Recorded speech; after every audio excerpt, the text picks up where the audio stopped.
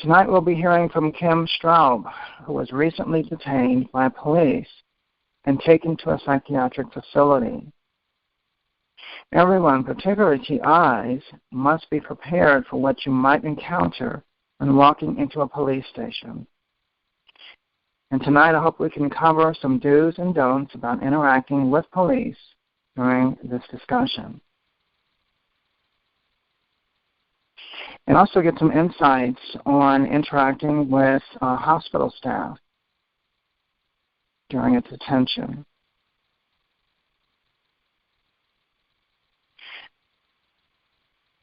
Okay, so at this time we're going to go ahead and welcome our guest this evening. Let's see, looks like she's right there. Kim, Hello. Can you hear me? Yes.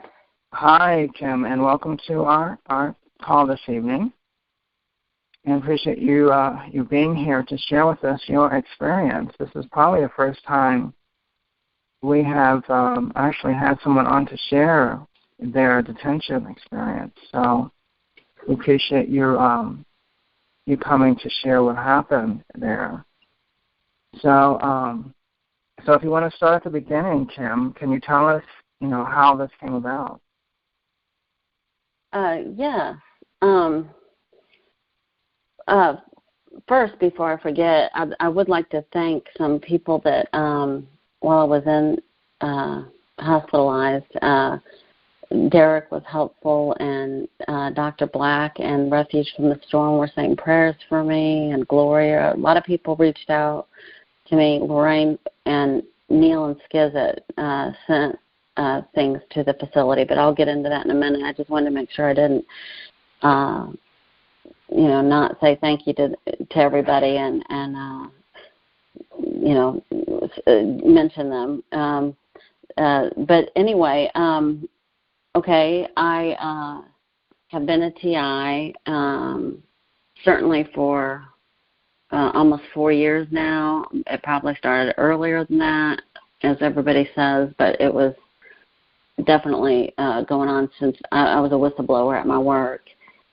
I'm a registered nurse, and I am a wife of 28 years and mother of 2 daughters, and I've been a nurse for 23 years. And anyway, I never thought I'd be in trouble with the law in any way, because I felt like, I always wanted to abide by the law. And anyway, on the 1st, October the 1st, I went to the doctor's office to get the CDs of my CT scans and some x-rays, and I left there, and I am stalked sometimes, and or many times, and there's always a license plate that says UO on it, and I'm trying to get pictures of those, and so I took a picture.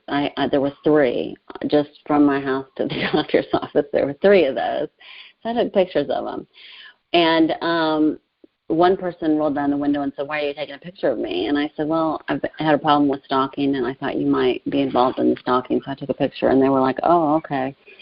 And then I was on my way to the police station to file a theft report. And so I stopped off at the police station and went in, and I had been giving out flyers, to wherever I went, like to the doctor's office, I would give some flyers. And the flyers were from the Freedom for Targeted Individuals website. There's a short flyer and a long flyer. And I had been giving those out, and I had them in a black like book bag. And but I went into the police station, and I said I needed to fill out a theft report. And my husband and I went through over the weekend to figure out take an inventory and figure out what was missing, and I needed to fill that out. But while I was there, I told the dispatcher I need to speak with a detective. And while I was waiting for them, I saw the clerks at the police station, so I went over and handed them a flyer. and it was the short flyer. And then I went over to the dispatcher and handed her one. And then I sat down, and a police officer came over and handed it back to me. And I said, oh, no, I gave that to her. She can take that home with her. I gave that to her. And so I handed it back to her. And then they called me over, and I was standing up, and I was talking to them about, the theft. I had a piece of paper with some things written down. And immediately it was Officer Hubbard, Hubbard, and Officer Dunley came over. And usually I believe one of them would come over, but so this could have been a heads up that there were two. But anyway, so I started talking about what was missing, and he started asking me about my mental health history. And I said, my medical information is not important here. That's private information. I said, but, let's get back to the theft report. And then he asked me if I owned any guns. And I said, I do own a gun. And I said, it's my constitutional right. And, of course, it was at home. And then I said, can we get back to the theft report? And then he started asking me more about my mental health history and everything, and I just said, really, that's none of your business, and it's medical information, and it's private. And he said I was being disrespectful or something, and it was he said something like that. And the next thing I know, I was looking down at my sheet of paper, and the next thing I know, my hands were being handcuffed. And it took me, I felt like I was kind of jumped, and I didn't have time to think, to be honest. And I started resisting the arrest, and it was just an involuntary thing. And so then start to take your theft report. You were there to report it. I know. And so they just started asking you all these questions then. Like it was all planned, from the get-go. And to be honest, I never thought about ever being handcuffed. I never, how I certainly thought about being jumped and how to react spontaneously to that, but I never thought about ever being handcuffed, ever, because I never thought I ever would be. And anyway, so that wasn't a good thing, and I really wish. So if you were to do something different about your conversation with the police, what would you say you would do? Well, first of all, if I was to do everything over again, I wouldn't have handed out the flyers there at the police station. Probably. I'm not. I know it was my constitutional right, but being a target, I guess what I've learned is, it doesn't matter if it's your constitutional right. Yes, we have constitutional rights, but obviously there's a lot of injustices that are going on, and so I probably wouldn't have done that. And I may have been, I was upset about the theft, and I was, if you're a TI for 3 years, you've had a lot of things happen, and I probably, I've always respected police, and I've always I brought my kids up to respect for police. My dad owned a restaurant. He would always give free food to a policeman if he came in, and they didn't even have to stay there. They could just pick it up and leave. I've always respected police. But being a TI, it makes you, I think, a little bit, hardened a little bit about stuff. So I don't know. Maybe. I don't know. I think I was fine. I don't think I said anything, I didn't say anything disrespectful in my opinion, but anyway. But I can tell you one thing I regret is resisting the arrest. That was like the dumbest thing anybody could do. And but anyway, it was done. So, I mean, it was So involuntary. Was it a detention? I mean, you don't have to go to court, do you?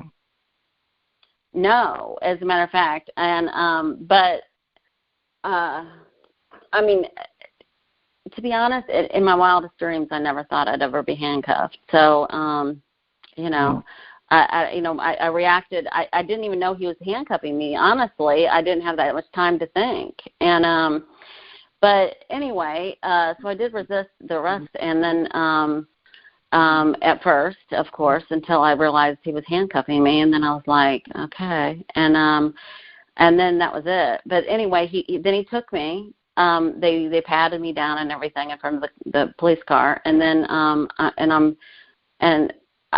kept saying, like I didn't do anything wrong. So then he puts me in the car and in the back seat, and they didn't have the windows rolled down or anything.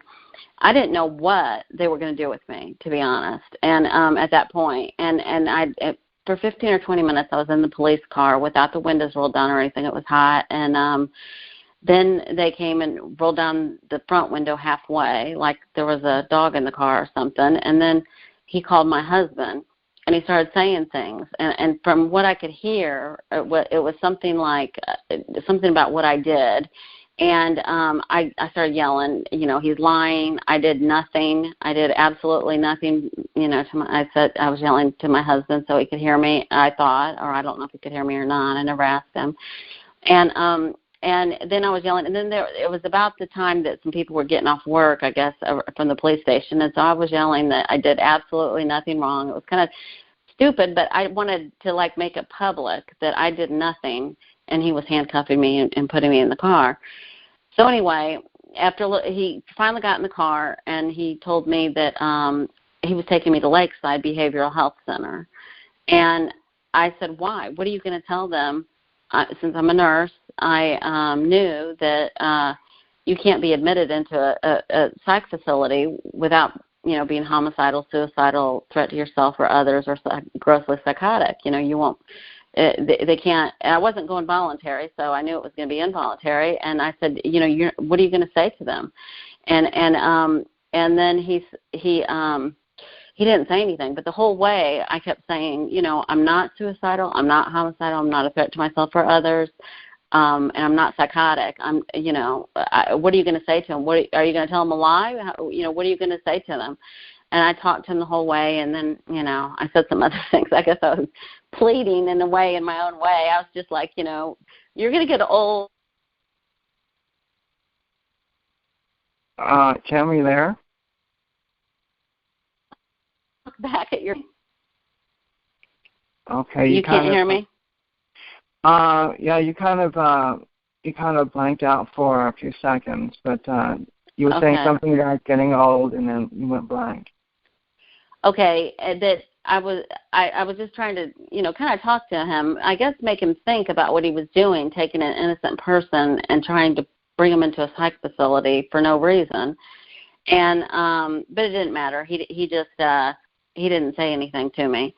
So we get in there, and I'm still handcuffed, and I'm sitting in a chair, and I asked him to give my belongings to my husband, and they put me in another room, and they acted like they weren't going to handcuff me for a long time, and I'm thinking, okay, I'm a 53-year-old female. I mean, what? You're not going to. You really think I'm dangerous, huh? It was just for I think the whole humiliation thing or whatever. But anyway, so then what I found out. So I was in this room for 4 hours about, and then a nurse practitioner interviewed me, and I was able to tell her my meds I was on and everything. So I was very coherent talking to her and everything. Well, then I still didn't know what they were admitting me for. I wasn't able to talk to my husband. I didn't know anything until that night. I was admitted on the lowest functioning unit. The policeman asked, I heard him, for me to be put on East, and I knew that it was the lowest functioning unit, which means these people are very psychotic. They're they're the sickest patients. So they put me there, and then that night, Okay. I Do you finally remember got what? the night. Did you want to share what the policeman told them that you did? Yeah, that's what I was going to say. I still didn't know what the policeman had told them, but that night the nurse told me that he said that I was going to shoot up the government. That I said I was going to shoot up the government, and I had weapons. I had a means. I had a gun, and